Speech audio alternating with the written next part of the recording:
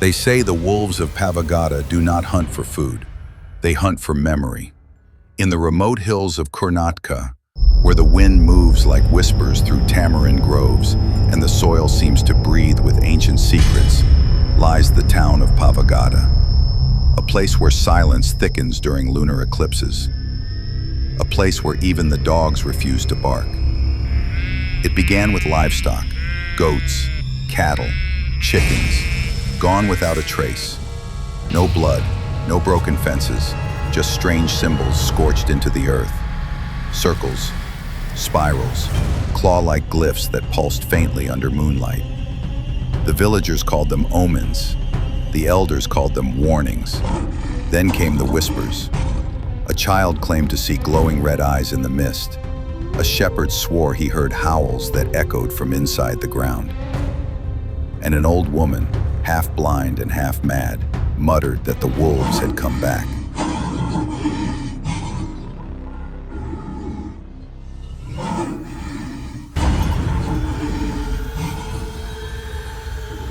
A local historian named Devraj began digging, not in the soil, but in the archives of the ancient temple. He found scrolls, brittle and ink-stained, that spoke of a royal hunting party from the 1600s. Nobles, warriors, arrogant men who rode into the forest to prove their dominance. The jungle was quiet. Only the sound of horses' hooves and birds flying overhead broke the silence. Hunters moved through the mist, dressed in traditional clothes.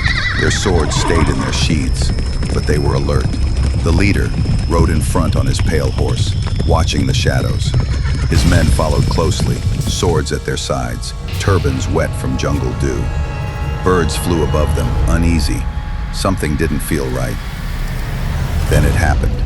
A blur of fur and rage jumped out from the bushes. A creature not from nature, but from nightmares. It was huge, snarling, with glowing red eyes and claws that tore through armor and skin. The werewolf attacked quickly, throwing one rider off his horse and slashing another before he could grab his sword.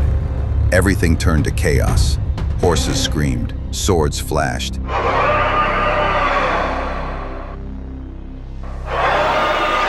the forest echoed with cries.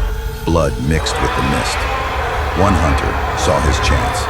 As the beast jumped toward another, he stabbed it deep in the chest. The werewolf screamed so loud it shook the trees, then fell to the ground dead. But that wasn't the end. As the riders stood around the body, the werewolf gave one last breath. Not a word, but a curse. A cold wind blew through the jungle.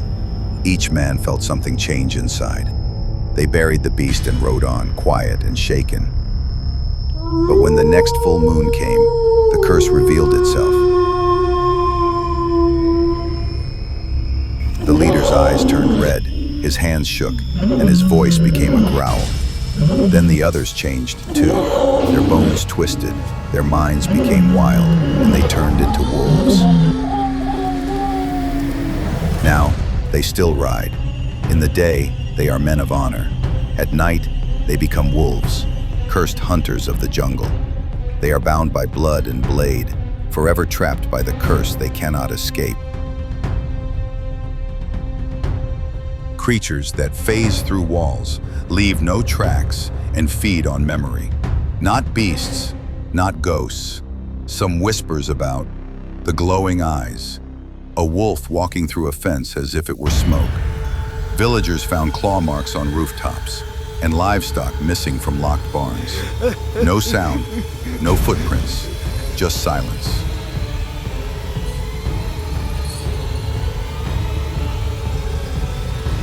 Devraj believed the curse was growing stronger, that with each year, the pack grew in number, that they were no longer bound to the forest.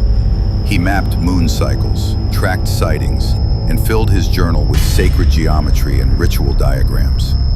He believed the curse could be broken, but only if the sacred ground was restored, only if the blood debt was paid.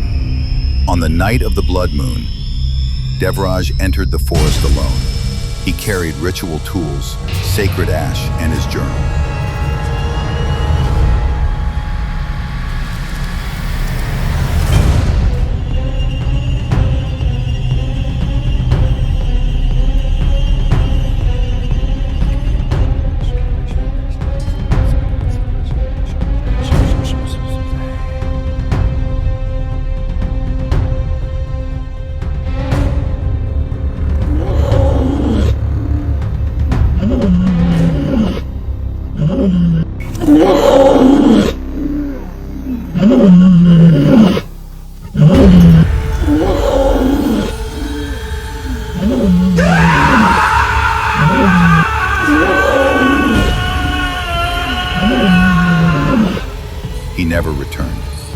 All they found was a torn page, a sketch of a wolf, and the words, "They remember the blood." Now, every year, the town of Pavagata holds its breath. Doors are bolted, fires are lit, and the elders whisper. The Phantom Pack is not a myth, not a story, a warning. So if you ever find yourself in Pavagata during a lunar year, and you hear a howl that echoes from beneath the earth, don't run, don't hide. Just remember, they're not hunting you, they're hunting your memory.